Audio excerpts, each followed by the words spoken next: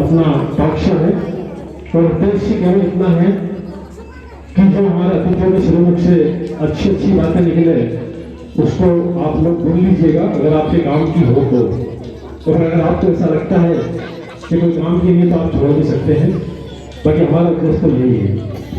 तो आज का जो हमारा पक्ष है कुछ छोटे छोटे सामान्य से प्रश्नों को लेकर है, जो सामाजिक भी है, धार्मिक भी है, रचनात्मक भी है एवं परिवार में काम के योग्य भी है। तो आज के टॉक शो में सम्मिलित होने के लिए सबसे पहले मैं वरिष्ठ लोगों को यहाँ पर आमंत्रित करता हूँ। मैं जिनके नाम ले रहा हूँ जो अतिथि यहाँ टॉक शो में उपस्थित हों।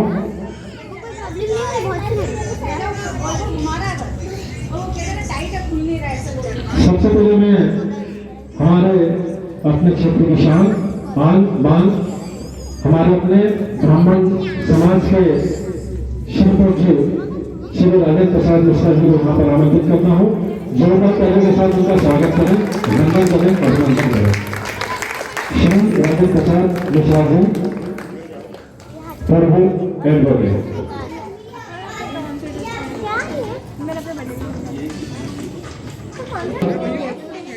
श्री नेत्र दीवान साहब को मैं यहाँ पर आमंत्रित करता हूँ।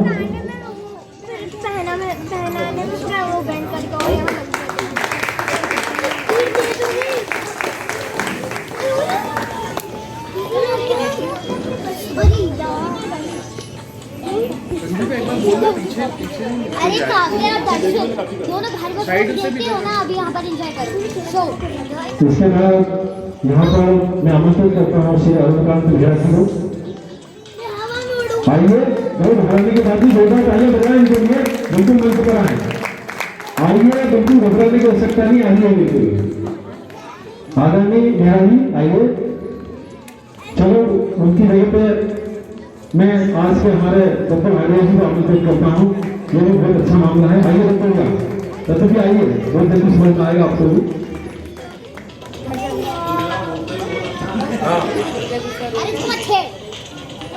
इनके बाद हमारे बीच में श्रद्धेय श्री श्यामराव सागर को मैं आमंत्रित करता हूँ, वो भी यहाँ पर पधारे।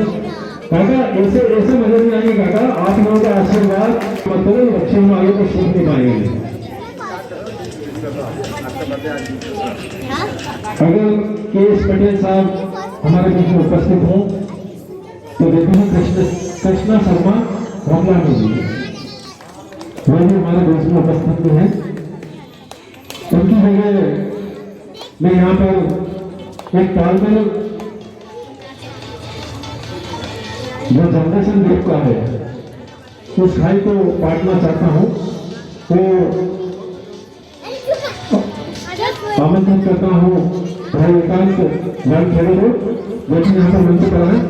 एकांत राम खेड़े बहुत बहुत धन्यवाद के लिए।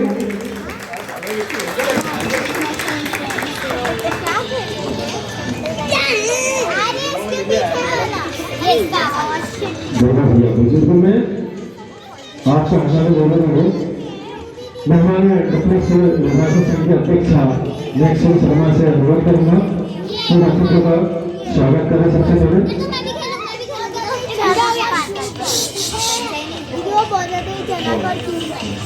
वैसे आवाज कम कर।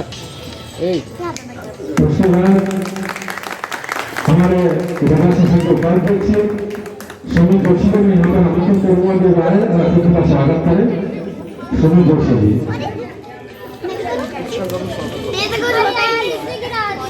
सुनील जोशी जी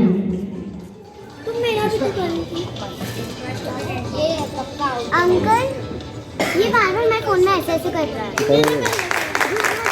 आपकी तालियां बजती रहे।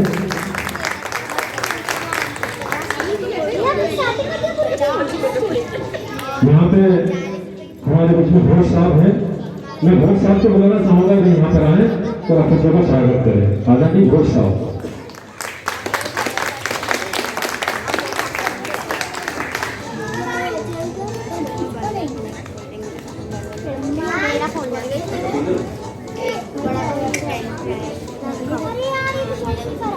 करना पड़ेगा।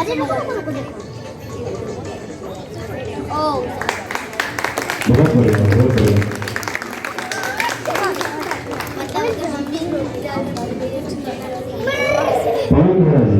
आप भी यहाँ पर आए, अतिथि का स्वागत करें, बुद्ध भाई का स्वागत करें।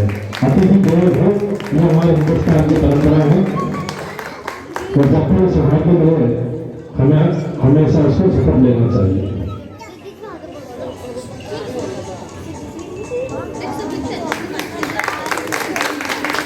अध्यक्ष महोदय एकांत पुराण कवि जी का स्वागत करेंगे।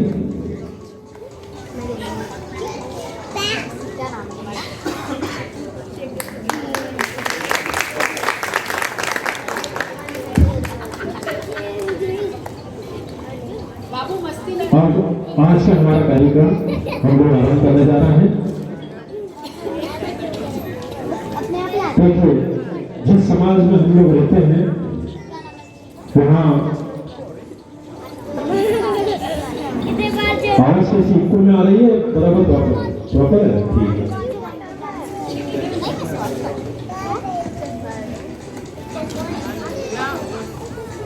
हमारा समाज धर्म के आधार पर चलता है, ये सर्वभूमि है।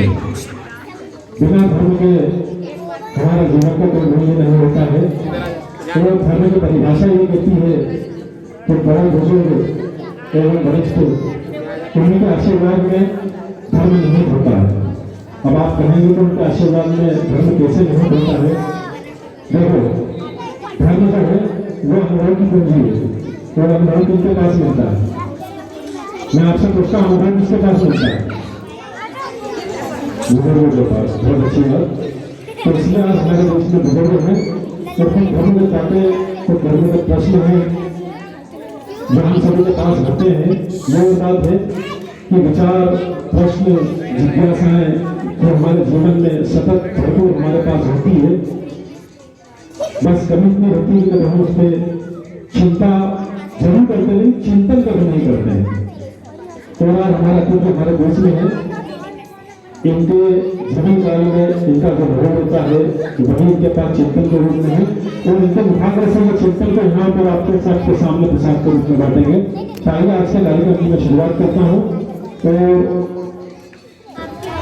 आज के कुछ चुनिंदा प्रश्नों में से मैं यहाँ उपस्थित व्यक्तियों से नर्मा के प्रश्न करता हूँ।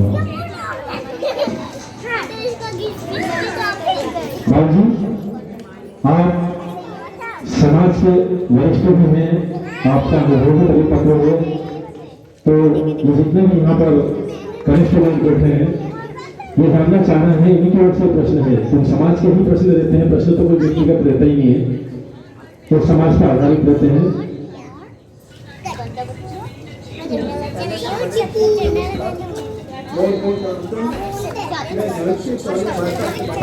ये एक मेरा प्रश्न मैं बोल देता हूँ।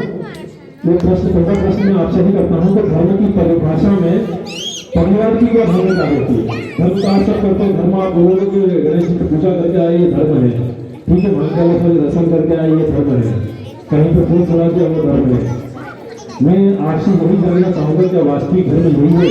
धर्म की परिभाषा परिवार में की भूमिका में क्या रहती है? अर्थात एक परिवार में स्त्री, पुरुष, किशोर, बच्चे सभी रहते हैं और किशोर की धार्मिक भूमिका कहाँ व किस रूप में देखने को मिलती है? परिवार में स्त्री और पुरुष की धार्मिक भूमिका किस रूप में देखने को मिलती है? इस पर थोड़ा सा विस्तार है। धर्म परिवार के साथ जुड़ा हुआ है। हर जगह धर्म की पहले प्राथमिकता दी जाती है। जहाँ धर्म है वहाँ पे कर्म है, कर्म है वहीं पर फल है। इस प्रकार की परिभाषा करते हैं। इसके लिए सबसे बड़ा उदाहरण आपको रामायण मिलेगा। रामायण के अंदर आप रामचंद्र जी के द्वारा जो कर्म किया गया है, परिवार के प्रति, धर्म के प्रति, राज के प्रति, सरकार के प्रति, परिवार के प्रति जो भी उन्होंने उपयोग किया हुआ है, आज वही सारे संचार में अगर उस प्रकार का अनुसरण किया जाए तो उस घरों में कभी भी अनैतिक अभिनैतिक कभी नहीं होगी। और इस प्रकार से संचार में सभी लोगों को धर्म के प्रति समर्पित होने के पहले रामायण का दर्शन करना भी बहुत आवश्यक है। कर्म के हिसाब से करते रहेंगे। राम ने अपने जीवन में पूरा त्याग ही त्याग किया है, परिवार के प्रति, धर्म के प्रति, बच्चों के प्रति, परिवार के प्रति, समाज के प्रति, उद्योग के प्रति। इस प्रकार से तो उनके आचार विचार जो रहे हैं। मैं ये चाहता हूँ कि सभी बच्चों में, भाइयों में, परिवार में, सभी लोगों में इस प्रकार के आचरण आने वो थोड़ा संस्कृति संस्कार ये भी बहुत आवश्यक है। जहाँ संस्कृति है वो सरकार है और जहाँ सरकार है वही संस्कृति भी है। कुछ चीजें ऐसी देखने में आती है कि उन लोगों को आभास भी किया जाता है, बुजुर्ग के द्वारा बताया भी नहीं जाता है कि ये इस जगह गलत है और ये जगह सही है। इस प्रकार से मैं एक बार हनुमान मंदिर में दर्शन करने के लिए गया, एक अग्रवाल भाई थी, उन्होंने जाके ऐसा ऐसा करा। मैंने कहा आप फिल्म में देखती है क्या? बोले नहीं फिल्म तो नहीं देखती है। तो मैंने कहा आपकी जो एक्टिंग है ये ईसाई एक्टिंग है, ईसाइयों की एक्टिंग है। आपको भगवान ने जो कर दिए, जो हाथ दिए हैं, इसका आपको उपयोग करना चाहिए, उनसे नमन करके भगवान से प्रार्थना करना चाहिए, तो ही आपका प्रतिफल मिलेगा। उस भाई ने वो दिन का दिन है, आज भी कभी मंदिर में मिलती है, बाकी ऐसे कैसा उपयोग करती है वो। तो इस प्रकार से कई छोटी छोटी चीजें हैं। अपन सिर पर पर्दा नहीं रखते हैं पूजन के टाइम पे, इट इज वेरी बैड, वो बहुत जरूरी है। भगवान को सिर पे नमन होना, सिर पे पर्दा रखना बहुत आवश्यक है। चप्पल जूते पहन के अपन भगवान की आरतियां करते हैं। और भी कई ऐसी छोटी छोटी घटनाएं हैं जो कि एक संस्कारिक और पारिवारिक है, जो कि आने वाले समय में आप लोगों के लिए बहुत प्रभावित रहेगी और वही बच्चे सीखेंगे, वही आपके अनुसरण करेंगे, वही बच्चों के द्वारा आचरण पाया जाएगा। ये एक सबसे बड़ा उदाहरण है कि मनुष्य को, बुजुर्गों को, परिवार के सदस्यों को उस हिसाब से उसको फॉलो करना चाहिए, जिससे आने वाली पीढ़ी को उसका पूरा पूरा बेनिफिट मिलेगा। बहुत बढ़िया, बिल्कुल सही बात कही बाबू आपने। धर्म संस्कृति का मोहताज होता है और संस्कृति हमारे लोगों के अंदर होनी चाहिए, क्योंकि हम हिंदुस्तान के वासी हैं। हमारी मिट्टी के अंदर संस्कृति है, हमारे ऊपर जो आसमान है उसमें एक संस्कृति है कि हमारे यहाँ वर्षा ऋतु, वर्ष में एक बार जब आप हाहाकार कर बैठते हो, जब हमारा धैर्य टूट जाता तब वो ईश्वर संपूर्ण बारिश आपके ऊपर करता, जब आपका उस पर से विश्वास उठ जाता, जब आप कहते बाप रे बाप पानी तो ही नहीं रहा, क्या होगा, काल पड़ेगा। लेकिन ऐसा बहुधा होता नहीं है। तो ये जो संस्कार और संस्कृति वो हमारी मिट्टी में है, हमारे लोगों के अंदर। आपने बहुत अच्छी बात बोली, सिर्फ उसको समझने की जरूरत है, उसको आत्मसात करने की जरूरत है। और मैं समझता हूँ कि बाबूजी के उद्बोधन से आप लोगों में कहीं ना कहीं संचार आया होगा, आप लोग आत्मसात अवश्य करें। एक प्रश्न मेरा अग्रवाल साहब से भी है कि धन की अभिलिप्तता मनुष्य को उन्नति की ओर ले जा रही है या पतन की ओर? देखो, धन को आप क्या मानते हो? धन महज एक साधन है। शायद मेरी बातों को आप लोग बहुत मजाक में ले लेंगे, लेकिन वास्तव में आंख बंद के गंभीरता से विचार करेंगे तो धन सब कुछ नहीं है। ये सभी मानते हैं आप? ये 2 साल कोरोना ने भी दिखा दिया, जिसके पास लाखों करोड़ों रुपए थे वो भी रेमडेसिविर के लिए भगते फिरे, इधर से दौड़ लगाते फिरे, शायद वहां पे धन काम नहीं आया। तो धन सब कुछ तो नहीं है।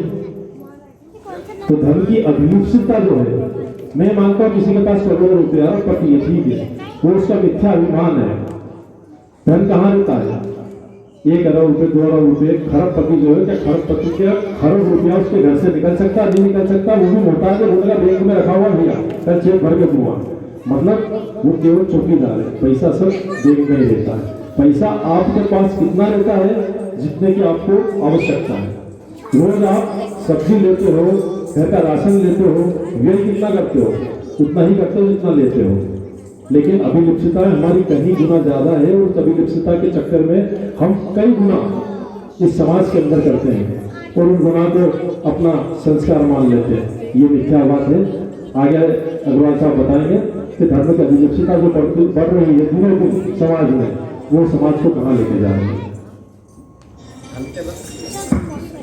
धन के बारे में जहाँ तक कहा गया कि धन की संसार, परिवार और समाज चलाने के लिए आवश्यक तो है, पर उसकी आवश्यकता इतनी होना चाहिए, जैसे संतों ने कहा कि चांदी इतना दीजिए जाने को तुम समाए, मैं भी भूखा न रहूँ साधु भूखा जाए। इसका मतलब ये नहीं कि आप अकेले में बैठे रहो, लेकिन धन आज की चिंता हमें करना है, कल की चिंता करने वाला परमात्मा है। आपने धन जोड़ रखा हजारों साल के लिए, 100 साल के लिए, पल भर का जीवन है, सामान्य 100 वर्ष का। कोरोना में आप लोगों ने देख लिया, जिनके पास करोड़ रुपया था उनको उनका कल का फ्यूचर देख नहीं पाए। तो ये हमारी जो दिशा धन के प्रति दिशा बढ़ रही है, ये हमारे अनर्थ का कारण हो रही है, क्योंकि धन ही अनर्थ का कारण बनता है। धन से अर्थ भी होता है, अनर्थ भी होता है। धन का अर्थ से मतलब इतना है कि हमें हमारे दिमाग में, हमारे दिल में संतोष होना चाहिए। संतों ने कहा संतोष सदा सती, जिसके पास संतोष है वो सुखी है, और धन की इच्छा तो इतनी नाश है। आज अंबानी करोड़पति, अरबपति, खरबपति है, लेकिन पूछता क्या संतोष है उनके जीवन में? आज जमाने भर के व्यवसाय बढ़ाने में आज भी आतुर है वो, और सुख की नींद नहीं सो पाते हैं। जबकि एक मजदूर जो है सूखी रोटी खाता है, सूखी चटनी से रोटी खाता है, उसके बाद भी चैन की नींद सोता है, इसलिए कि उसके पास संतोष है। और सोचता है आज की मेहनत मैंने की है, कल भगवान फिर देगा, कल फिर मजदूरी मिलेगी। भगवान हमें कर्म की प्रेरणा देता है। आदमी कहता है कई बार भगवान की चर्चा करते हैं कि भगवान की चर्चा सुनते सुनते हम कहेंगे भगवान खाने को नहीं दे देगा, ये हमारी मूर्खता है। भगवान ही खाने को देता है। अगर भगवान ने हमें हाथ पैर से अपन कर दिया, बुद्धि से लाचार कर दिया, तो आप कोई काम के बाद ले जाएंगे नहीं। आप कितनी अच्छी सर्विस करते हो, अंबानी के यहाँ 4 घंटे आप जो है केशव का काम करते हो, लेकिन आपके बुद्धि काम नहीं करेगी तो अंबानी जी आपको निकाल के बाहर कर देगा। इसलिए प्रभु पे विश्वास करते हुए हमें धन की निष्ठा से रखना चाहिए कि हमारा धन परमार्थ में खर्च हो, परोपकार में खर्च हो। कार्य रामायण में परिचलित धर्म नहीं भाई, दूसरों की भलाई से बढ़ के कोई दूसरा धर्म नहीं है। हम जहाँ तक धर्म की बात करते हैं कि धर्म तो है परोपकाराय धर्मस्य पापाय तक प्रेरणा, परोपकार से बड़ा कोई धर्म नहीं है, दूसरों को पीड़ा पहुँचाने से बड़ा कोई अधर्म नहीं है। इसलिए हमें धन का सदुपयोग धर्म कार्यों में करना चाहिए। धर्म कार्यों से मतलब है कि हम दान भी दें, सिपाहियों को दान दें। हमारे पास जो भी आज संपत्ति है, जो भी है, ये अनंत के काम क्यों बनती है कि लोग बाग आज मीटिंग चला है, कैबिनेट डांस में जा रहे हैं, एक को क्या चला है, कोई क्या पब चला है, तो धन जब ज़्यादा जाता है तो महिलाओं सपना होती है कि हम तो धन का सदुपयोग कर रहे हैं, हम असली डांस करेंगे, नृत्य प्रदर्शन करेंगे, इसके धन को धन के ऊपर, क्योंकि धन आया है तो धन तो चले लेता है, खर्च तो करना है उसको, लेकिन वो सही मार्केट की ओर नहीं जाता है। इसलिए धन की इच्छा को समाप्त करते हुए धन को सदुपयोग कर ले जाएं तो ही हमारे धन का सदुपयोग है। धन्यवाद, बहुत बहुत धन्यवाद। बहुत सही बात कही अग्रवाल अंकल ने। मेरा अगला क्वेश्चन है ठाकुरकर अंकल से। बुजुर्गों का रुझान वर्ग अवस्था में किस ओर होना चाहिए?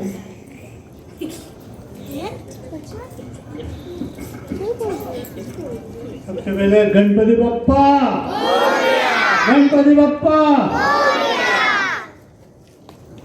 प्रश्न बहुत बढ़िया है। बुजुर्गों का रुझान वृद्धावस्था में किस ओर होना चाहिए? बुजुर्गों का वृद्धावस्था में स्थान जो है भगवान की तरफ होना चाहिए। घर गृहस्थी की तरफ बिल्कुल ध्यान नहीं देना चाहिए। बहुत बिटिया क्या कह रही है नहीं सुनना चाहिए, और उनके बीच में दखल भी नहीं देना कि आज तुमने दाल क्यों बनाई, मुझे तो वो खाना था, आज तुमने ये क्यों बनाया, मुझे तो वो खाना था। जो प्रेम से बनाती है वो प्रेम से खाना चाहिए, उसी में सुखी है। अगर आपने ज़्यादा बीच में निकाली तो बहू नाराज, मिसेज नाराज, लड़का बोलेगा नहीं, नाती खेलेंगे नहीं तुम्हारे साथ, चुपचाप बैठे रहो, टीवी देखते रहो। अरे इसमें तुम भी दुखी हो और पूरा परिवार भी दुखी है कि देखो मैं तो इनके लिए इतना करती हूँ, सब कुछ करती हूँ, लेकिन मेरे लिए कुछ नहीं करते। इसलिए बुजुर्ग लोगों को सबसे बड़ा ध्यान भगवान की तरफ होना चाहिए। सुबह उठ के भगवान का नाम लो, भगवान की पूजा करो, भगवान की आरती करो, और जितना हो सके उतना घर की सेवा करो, बहू की सेवा करो, विशेष की सेवा करो, नाती पोतों की सेवा करो, और अड़ोसी पड़ोसी का ध्यान जरूर रखना चाहिए।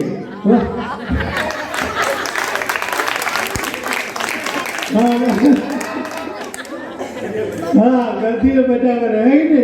इसलिए जो है बुजुर्गों का हमेशा भगवान की तरफ बुजुर्गों का ध्यान होना चाहिए।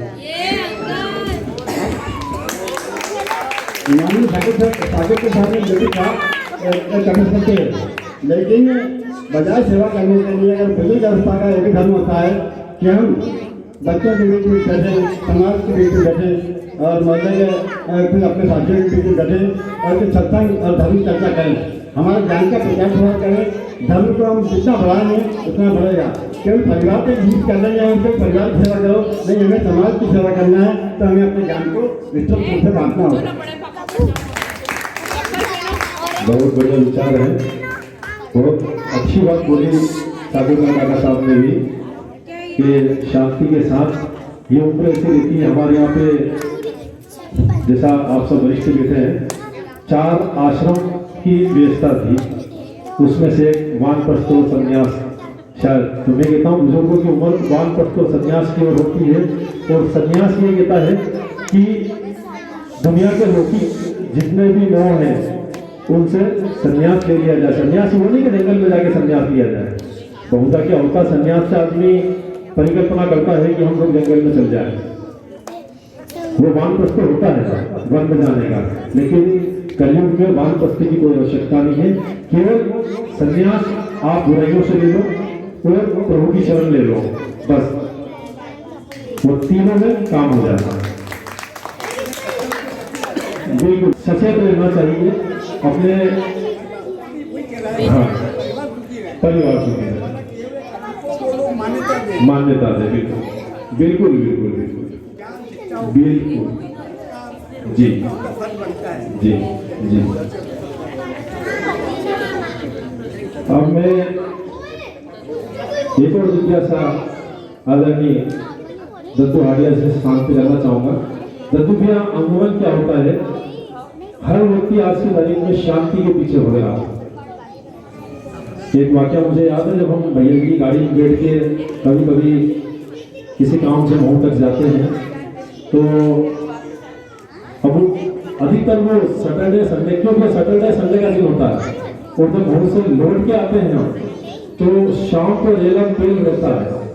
अब एक दिन मैंने भैया जी से पूछ लिया कि भैया ये रेलम तेल इतना जो बिल्कुल इतना ट्रैफिक है, रोज 84 से इधर तक आने में हमको आधी एक घंटा। भैया तो फिर भाई तो दूसरा रास्ता खोज लेते हैं, बाकी काफी भीड़ रहती है। उसका कारण मैंने भैया से पूछा, भैया ने बोला कि सब लोग शांति की तलाश में रविवार के दिन सब प्रभु के पेड़ की तरफ छुपते हैं, और कोई जनापाव जा रहा है, तो कोई पाताल पानी जा रहा है, तो कोई यहाँ जा रहा, तो कोई वहां जा रहा, तो फलाना ढीका। तो ये सब भक्ते इसलिए हैं शांति की तलाश में, जबकि शांति तो घर में ही है। बिल्कुल सत्य बात बोली आपने, शांति तो खुद के अंदर ही है।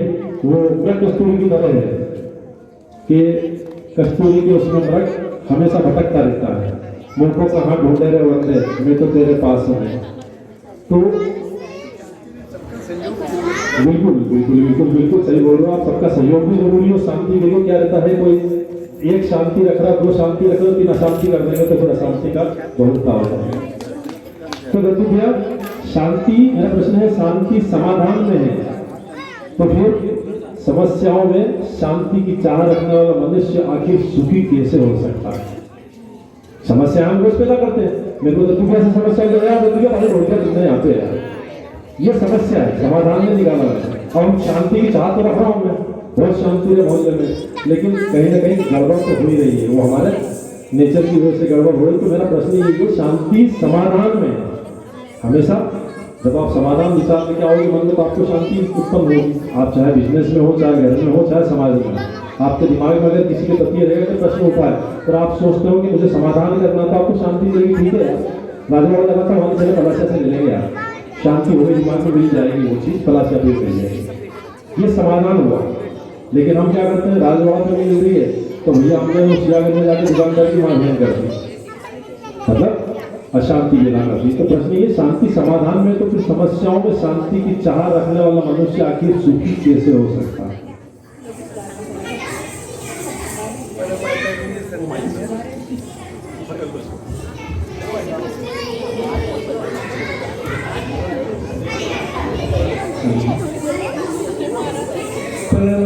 संजय भाई साहब को मैं प्रणाम करता हूँ।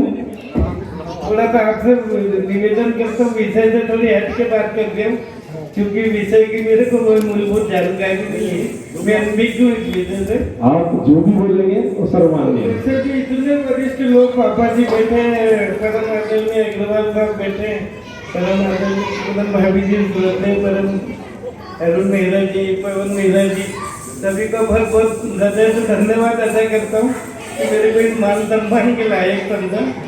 और वो जो पीछे बैठे हैं, जिस प्रकार कोई नदी और किसी समुद्र को सीमाओं में नहीं बांधा जा सकता, उसी प्रकार मेरे परम आदरणीय भाई को सीमाओं में बांधना उनकी शक्ति का एक वो होगा, अवमूल्यन कहलाएगा। ये जो बच्चे बैठे हैं, जब से मैं उनके साथ में हूँ, आप लोग बहुत भली भांति परिचित हैं उनसे, पर मैं उनके साथ बहुत ज़्यादा रहा हूँ, बहुत असीमित शक्ति के धनी है वो, और उनका बड़प्पन है। इस चुनाव में मेरे द्वारा कुछ अलग अलग बातें होता है, वो भी मेरे पर वरिष्ठ है, तो वही होते सार्वजनिक मंच से मैं उनसे क्षमा याचना करके चरण स्पर्श करके माफी मांगता हूँ। ये गलती का आपको होने की शक्ति जरूर है, क्योंकि आप हमारे हृदय में बैठे हो। जब भी आपको पीछे में अगर कोई चर्चा होती है भैया से, तो बहुत आत्मिक और सौहार्द चर्चा होती है, क्योंकि दद्दू भैया बता दद्दू हो, और मैं समझता हूँ शब्द का अपना आप में एक महत्व है, वही मान आपका हमेशा पीठ पीछे भी बना रहता है। बहुत ज्यादा उदार हृदय के व्यक्तित्व है, उनके सीमाओं में बाधा नहीं जा सकता उनको, और बहुत बचपन से ही जो बच्चे बैठे तब से मैंने उनके साथ कार्य करा। एक बार का मैं आपको उसमें उदाहरण देना चाहूंगा, माफी चाहता हूँ थोड़े विषय से हट के बात करें। बिल्कुल बोले। अखिल भारतीय कांग्रेस कमेटी का सम्मेलन था खेल प्रसाद में, बड़े बड़े दिग्गज अर्जुन सिंह जी, माधवराव सिंधिया सभी के जो खास लोग हुआ करते थे, वो तक उसके बीजेपी कार्ड जो अंदर प्रवेश पत्र था उसके लिए भटक रहे थे, और इस शख्स के पास में पूरी जवाबदारी थी पूरे मध्य प्रदेश के डेलीगेट को, और AICC जो all India Congress working committee रहती है, इनके पास ढेर पास था, और इसी कॉलोनी के बहुत ज्यादा वरिष्ठ नेता थे, उनको भी पास नहीं मिल रहे थे। फिर मैंने क्षमा याचना करी, और उन्होंने ऐसे उदार हृदय के व्यक्ति हुए कि ढेर सारे पास उनको दे दिए, मुझे बच्चों दे देते जाके। जोरदार ताली बजाओ भैया के लिए। और मेरे तो उनके छोटे भाई के साथ में ऐसा नाता था, उनका छोटे भाई जी मेरा माताजी विपिन भैया हमारे बीच में नहीं है, उनको मेरी हृदय से भावपूर्ण श्रद्धांजलि अर्पित करता हूँ। ये दोनों भाग्य बेटी चारों भाग्य होंगे जी, और हमारा ज्यादातर वक्त तो कम उम्र का था, इनको लेकर देने नहीं गया है। एक वो विपिन भाई मेरी संजय जी थे, और संजय भैया तो बड़ी थे, तो बोले जा रहे बस में दिया मेरी वाह क्या बात है। वो सब ताली बजा दी जाए, क्योंकि साक्ष्यों के माध्यम से आज विषय से मेरे को अच्छा लग रहा है, विषय से हटके भी आप विषय पे पहुंच गए। आज बहुत बढ़िया बात है, ये जो राष्ट्र की बात थी वो आज आपने खोल के लेकर वाली। बहुत शर्मीले उनके अनछुए व्यक्तित्व के, जो उनका पहलू था उसको मैंने उजागर करने का दुस्साहस करा है। माफी चाहते हुए वैसे भी आदरणीय पापा जी बाबूजी बैठे वरिष्ठ स्वतंत्रता संग्राम सेनानी है, और साहब साहब है,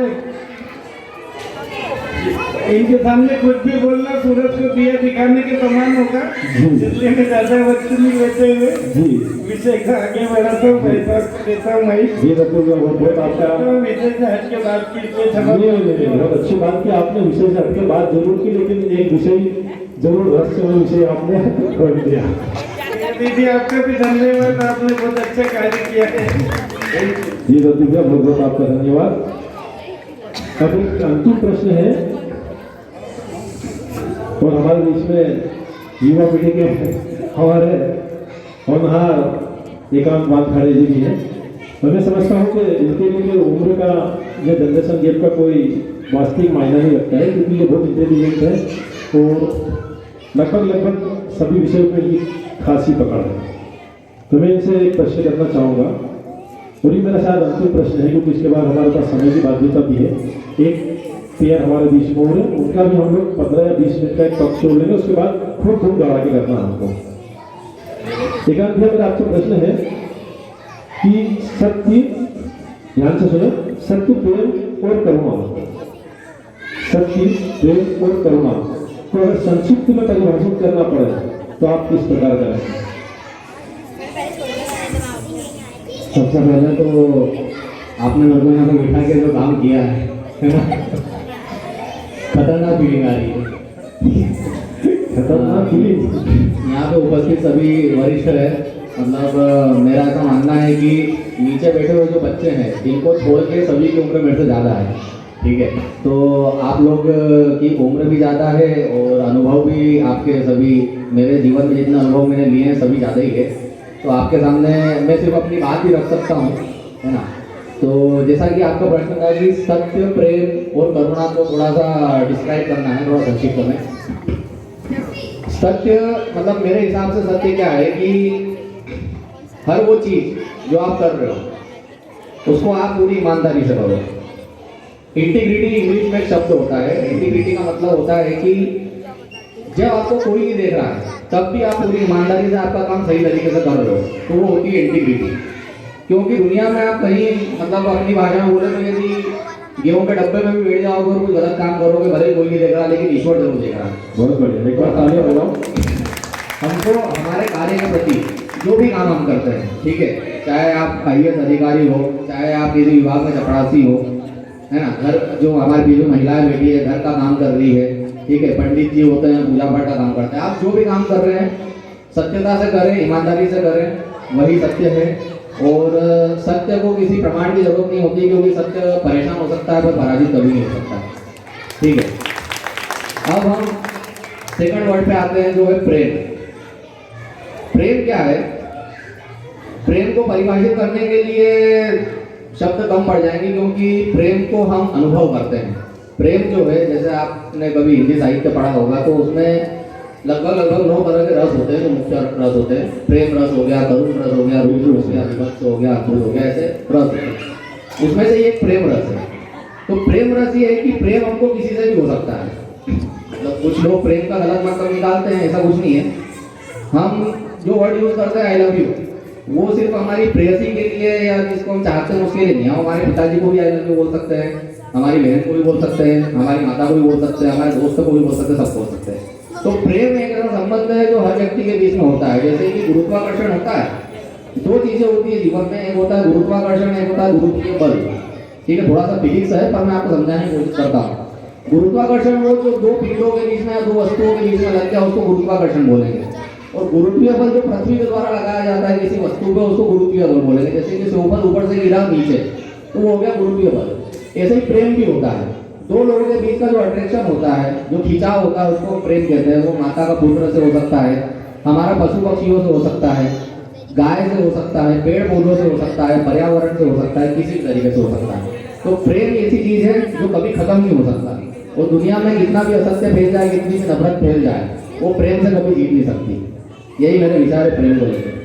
करुणा, जैसा कि मैंने अभी डिस्क्राइब किया कि कुछ रस होते हैं जीवन में, उनमें से करुण रस भी है। करुणा हर इंसान में होती है, और इंसान ही क्यों, आप पशु पक्षियों में देखोगे तो उनके अंदर भी करुणा होती है। करुणा क्या है? करुणा एक भाव है जो हर इंसान के अंदर होता है, हर सजीव के अंदर होता है। यदि आप बोलेंगे कि सजीव लोग पेड़ पौधे भी उनमें करुणा कहाँ है, लेकिन उनमें करुणा है। आप देखो पेड़ हमको कितनी अच्छी छाया प्रदान करते हैं, ठीक है। जब हमको गर्मी लगती है तो अपने आप को हिलने लग जाते हैं, ठंडी हवा देते हैं। एक माँ का एक पुत्र के प्रति करुणा का भाव होता है। एक छोटा सा बच्चा जो बोल नहीं सकता, मान लो कि 6 महीने का बच्चा है, 1 साल का बच्चा है, अब वो बोल तो नहीं सकता, लेकिन यदि उसका पेट दुखेगा तो उसकी माँ को जरूर पता चल जाएगा कि इसको पेट दुख रहा है, इसको वॉशरूम जाना है या इसको भूख लग रही है। तो ये एक भाव है, करुणा है, जो मन से मन को जोड़ता है और हमारे बीच में मधुर संबंध बनाए रखता है। इन्हीं शब्दों के साथ मैं अपनी वाणी को विराम देता हूँ। बहुत बहुत धन्यवाद। बहुत बढ़िया, बहुत अच्छे शब्दों में और बहुत मार्मिक तरीके से आपने सत्य प्रेम और करुणा को परिभाषित किया है। श्रीकांत भैया के लिए एक बार जोरदार आप तालियां बजाओ। यहाँ फर्क जो तालियों का इसमें वापस से आपसे पुनर्निवेदन कर रहा हूँ, क्योंकि वो युवा है। युवा में मेरे हिसाब से उम्र भी बहुत कम है, लेकिन अनुभव उम्र का मोहताज नहीं होता।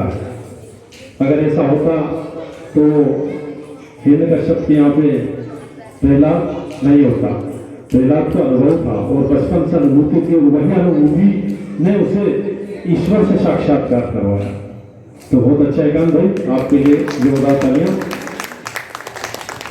तो मैं समझता हूँ कि ये वरिष्ठ लोग हमारे बीच में उपस्थित हुए और जो भी प्रबंध इन्होंने यहाँ पर प्रस्तुत किए हैं, प्रकट किए हैं आपके समक्ष, ये निश्चित रूप से आपके जीवन में उपयोगी होंगे।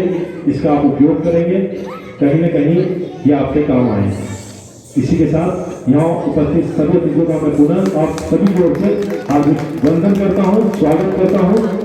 आप सभी का दिन वर्ष मंगलमय हो, आप सभी उत्तरोत्तर प्रगति करें। धन्यवाद।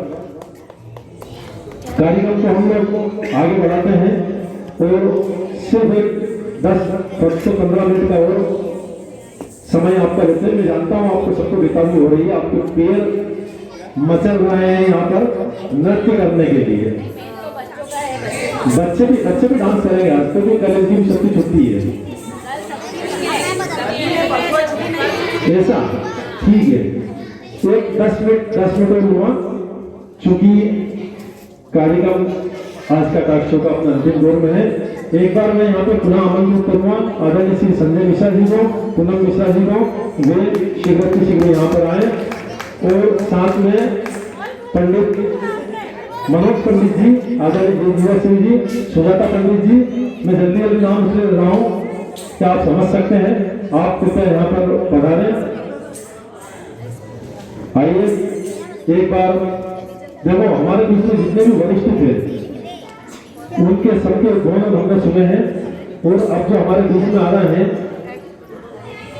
इनकी जो वाणी है ये भी निश्चित रूप से हम सभी को प्रभावित करेगी सुजाता पंडित जी 10 मिनट का समय लूंगा कृपया करके फटाफट आ जाए ज्यादा समय नहीं लेंगे बच्चों का भी ध्यान रखेंगे आइए आ जाए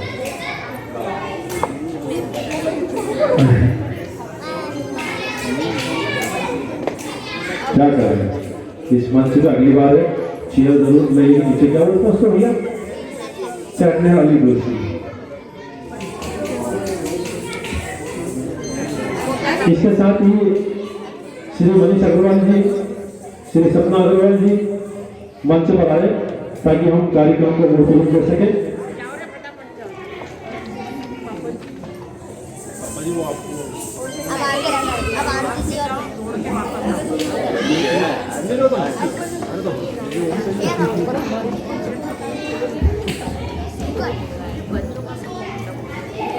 साथ में पवन मेहरा जी और पूजा मेहरा जी भी हों तो वो भी जल्दी से मंच पर आने की कृपा करें ताकि हम कार्यक्रम को मूर्त रूप दे सके केवल 10 से 15 मिनट में इस कार्यक्रम को हम समापन की ओर ले चलेंगे ऋतु बहुत घूम के देख रही है ऐसे मत देखो मुझे पता है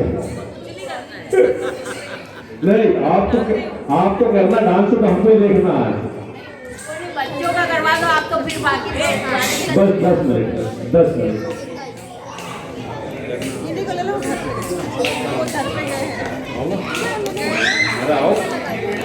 आइए पूजा जी पवन भैया ना बुलाओ ना पवन भैया को बुलाओ और आप भी आ जाओ अध्यक्ष मोदी में चलिए मेघ श्री शर्मा जहां कहीं भी हो मंच पर आए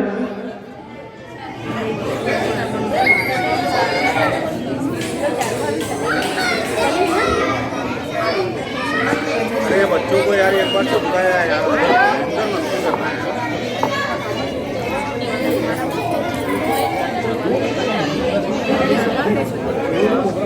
चलो कोई बात नहीं चलो आ जाओ 5-10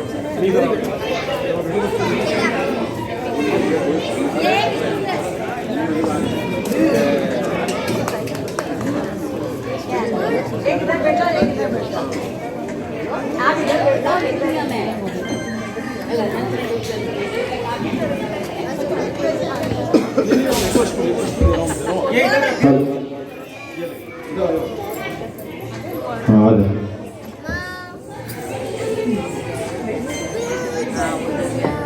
ध्यान रखना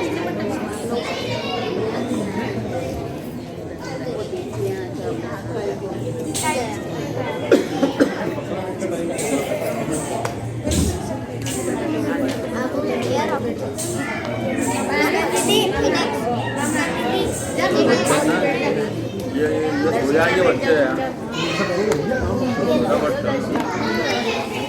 नहीं चलो जिस तरह से हमने पहले राउंड में तुम्हें दिया वरिष्ठ लोगों से प्रश्न किए ये कुछ प्रश्न हमारे यहाँ के उपस्थित अतिथियों के साथ भी है तो मैं समझता हूँ कि इनके बोलने भी हमारे जीवन में उतने ही महत्वपूर्ण होंगे बस कोई भी डंडा लेके मत खड़े रहना 10 मिनट का समय लिया मैंने बस गाली देख रही है वहां से नेक्स्ट मैडम, स्वागत का दौर समाप्त हो चुका है। माइक लीजिए और ये प्रश्न।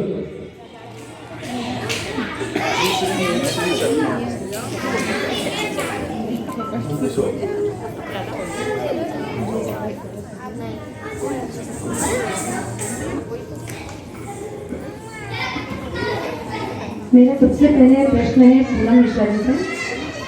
बच्चे देश व समाज का भविष्य होते हैं, उनकी परवरिश किस प्रकार से हो कि देश व समाज के साथ अभिभावकों का भविष्य भी उज्जवल हो?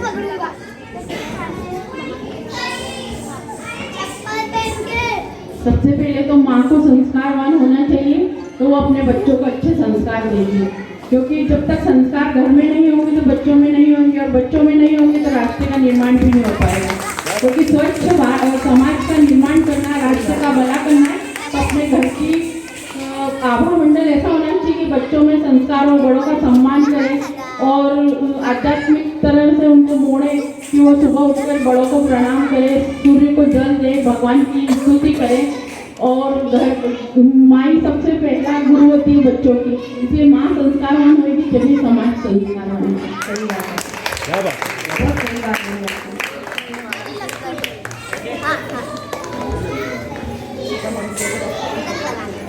मेरा दूसरा प्रश्न है सुजाता ताई से। पहला तो निरोगी काया, ऐसा हमारे देश में कहा जाता है, हमारे शास्त्रों में कहा गया है, यही परम सत्य भी है।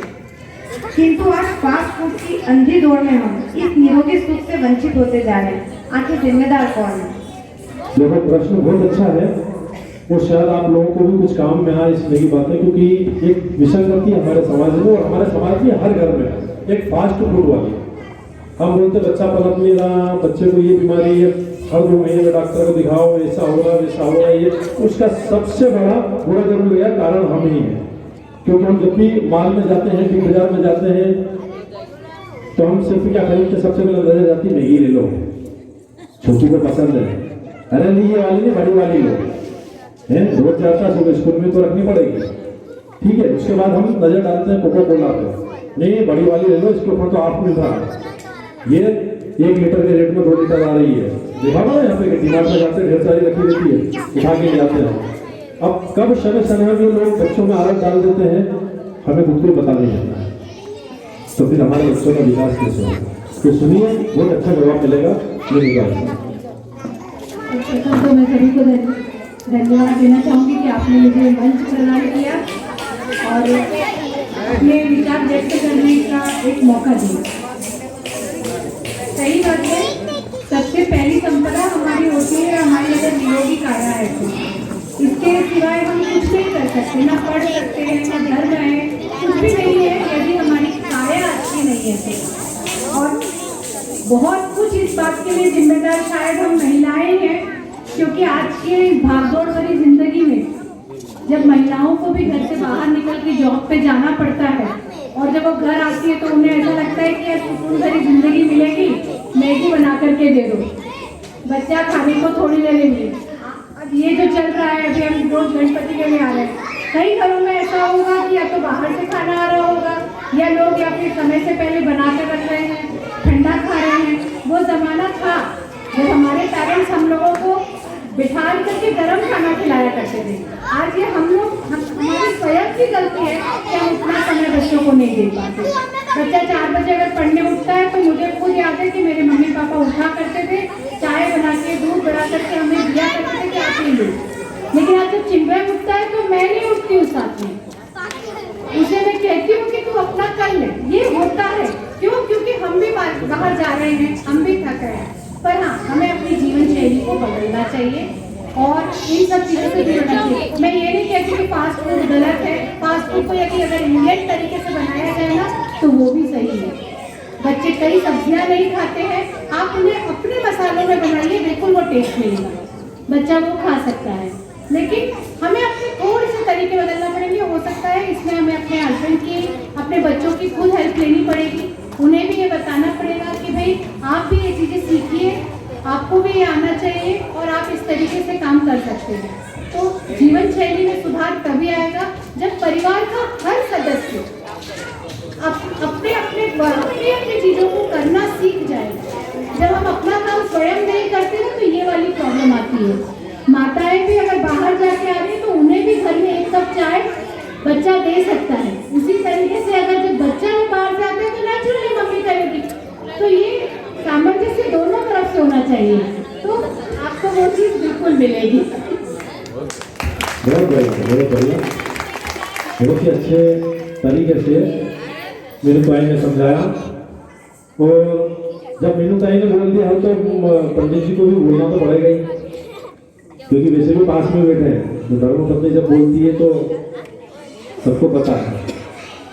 तो मैं पंडित जी से एक प्रश्न करना चाहूँगा, वो सामान्य सा प्रश्न। पंडित जी, घर में बुजुर्ग एक वट वृक्ष की शीतल छांव की भांति होते हैं, किसी का भी घर हो, वह कहीं कहीं घरों की ओर शीतल छांव एकाकी जीवन जीने को भी मजबूर हो जाती है। क्या कारण है इसका?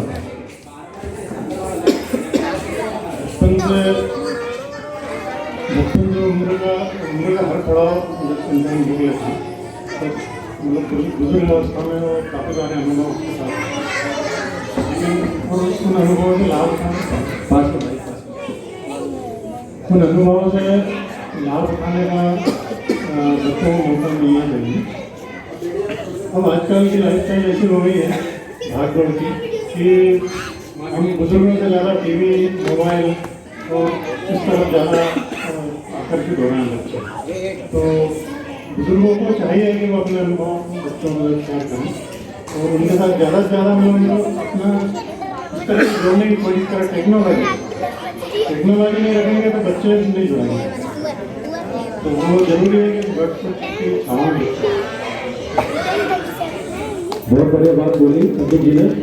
पंडित जी का कहने का मतलब ये था कि घरों में बुजुर्ग तो रहते हैं, लेकिन आज की जो पीढ़ी है वो बुजुर्गों से कनेक्ट नहीं हो पा रही है। एक पीढ़ी थी जब दादा दादी, नाना नानी बच्चों को कहानियाँ सुनाया करते थे, लेकिन आज एक विसंगति की बात है कि वो कहानियाँ मोबाइल सुना रहे हैं। पहले जीवन तो लोग सुनाते थे, अब निर्जीव प्रतीक साधन जो है वो बच्चों को कहानियाँ सुना रहे हैं। इसमें कहीं ना कहीं हमारा भी दोष है। हम पुरानी परिपाटी को अपनाना नहीं चाहते हैं, नई को छोड़ना नहीं चाहते हैं, तो थोड़ा सा ध्यान देने वाली बात है। इस कारण से न बच्चे बुजुर्गों से, न माँ बाप से उस तरह से कनेक्ट हो पा रहे हैं। पढ़ाई करते हैं, जॉब करते हैं, प्लेन पकड़ते हैं, इंटरनेशनल फ्लाइट पकड़ते हैं और उड़ लेते हैं, निकल लेते हैं। बिल्कुल जी, एक्चुअली यहाँ पर सामंजस्य बिठाने के लिए चाहिए। बिल्कुल सही बात। हम चाहते हैं कि बड़े बुजुर्ग हमारे साथ रहें। ये बहुत बड़ा रोल हमारा अपना होता है कि हम बच्चों को ये बताएं कि इनकी बातें सुनना जरूरी है, और इनको भी ये समझाना पड़ेगा कि वो जिस तरीके से पढ़ रहे हैं, जिस टेक्नोलॉजी के साथ जी रहे हैं, वो टेक्नोलॉजी के साथ सामंजस्य तभी बिठाया जा सकता है जब हम इन लोगों को एक दूसरे से कम्युनिकेशन बिल्कुल बिल्कुल बिल्कुल सही बात है। कम्युनिकेशन होगा तभी कोई चीज कनेक्ट हो पाएगी। बिल्कुल सच है।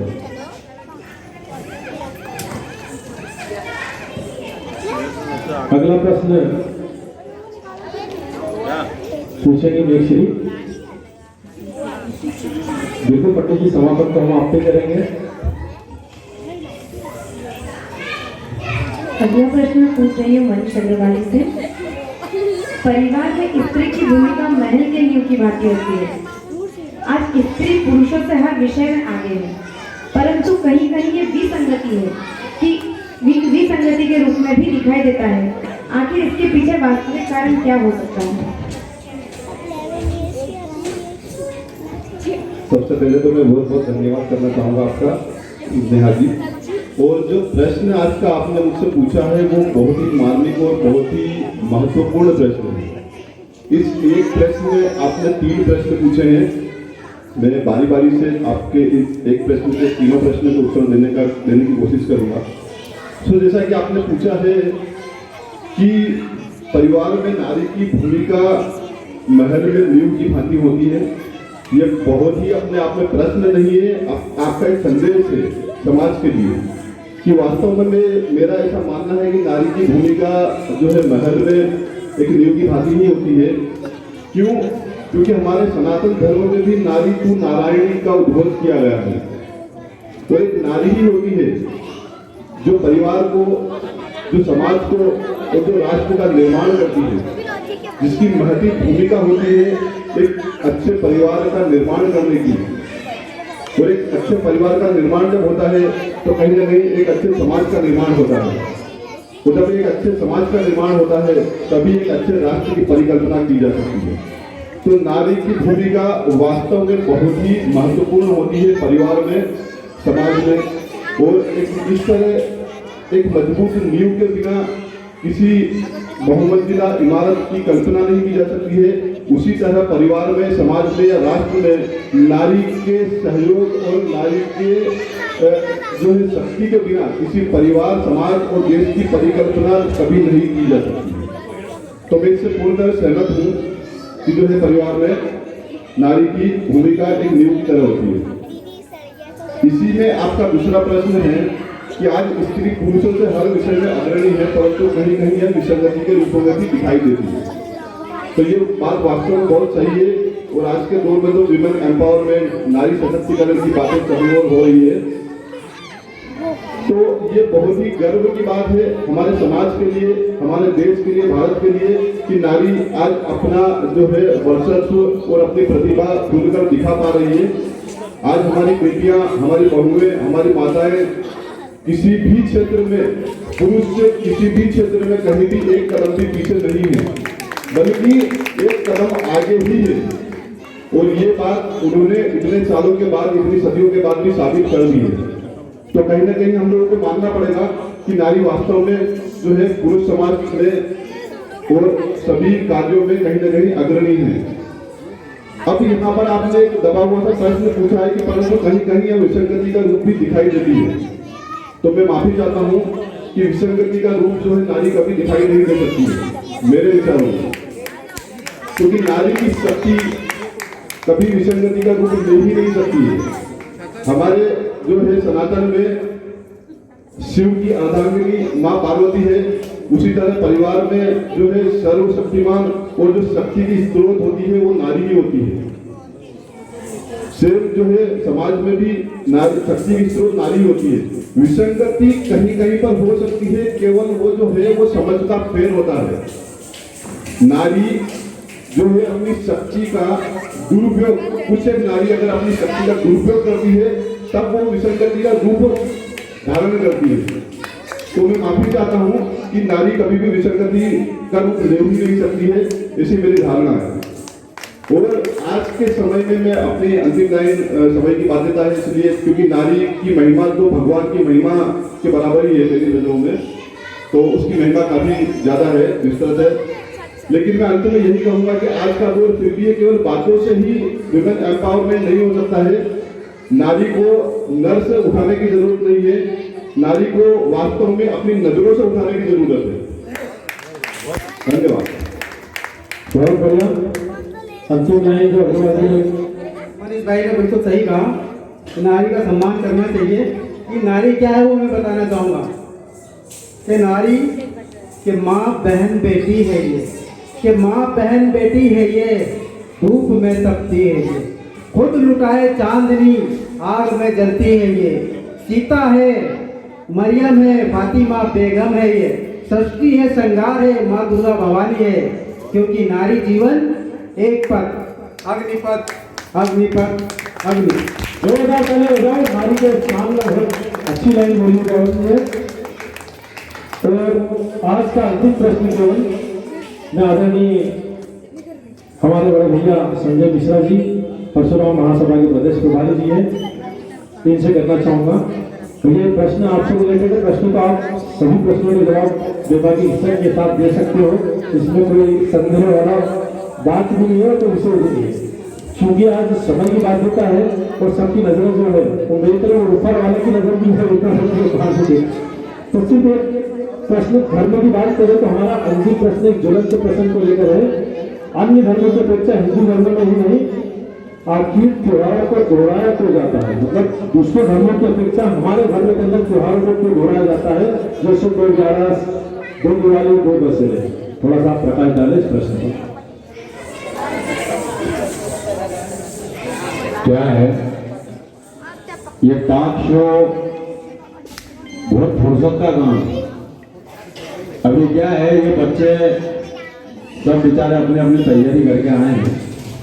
शार्ट में मैं आपको 2 त्योहार, 2 दिवाली, 2 जन्माष्टमी, 2 तिथि, इस पे मैं अखिल भारतीय स्तर पे एक बहुत बड़ा सम्मेलन करा चुका हूँ, जिसमें हिंदुस्तान के जो कैलेंडर लाला रामस्वरूप राय से लेके, जूनागढ़ से लेके, जयपुर से लेके, और इसमें क्या है कि सभी प्रखंड विद्वानों को एक मंच पर बिठाने की कोशिश भी करी और उनके आचार विचार भी सुने।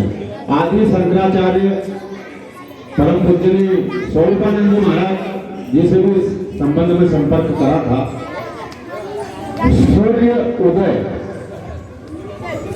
उदय होता है, इंदौर में अलग होता है, उज्जैन में अलग होता है, जयपुर में अलग होता है और जूनागढ़ में अलग होता है। तो इस समय का फेरबदल के कारण हर पंचांग वाला जन्माष्टमी अगर गुजरात में उस दिन है तो उज्जैन में अलग रहेगी, और उज्जैन में अलग है तो उज्जैन का तो मालवा और निमाड़ के लोग मानते हैं। तो ये बहुत बड़ा विषय है और इसमें कम से कम 1-1.5 घंटे का विषय है। इसलिए मैं माफी चाहूंगा, कभी समय मिला और मौका मिला तो इस पर बहुत अच्छा प्रकाश डालेंगे। अभी तो अपने ये नन्हे मुन्ने बच्चे जो है यहाँ सब बेचारे इंतजार कर रहे हैं, इनका अपन मनोरंजन करें तो बहुत लंबा डिस्कशन है जो एक बार आगे बढ़े। आज का ये शो हम यही समाप्त करते हैं, समय की बाध्यता है। इसके बाद हम लोग बच्चों का जो नृत्य का कार्यक्रम है वो आरंभ करते हैं। सभी बच्चों को एक जगह एकत्रित कर लिया जाए, बारी बारी से सभी अपनी प्रस्तुतियां यहाँ पर प्रस्तुत करेंगे। बनाए हुए समस्त चीजों का धन्यवाद।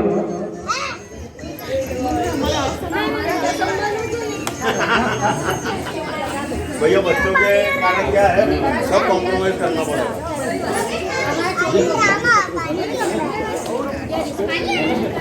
बच्चों के प्यारे देखो, पानी बाबा की बच्चों की ओर से इशारा कर रहा है कि भैया और आप बड़े लोग जल्दी से अपना कार्यक्रम समाप्त करें और इन नन्हे मुन्नों को मौका दें।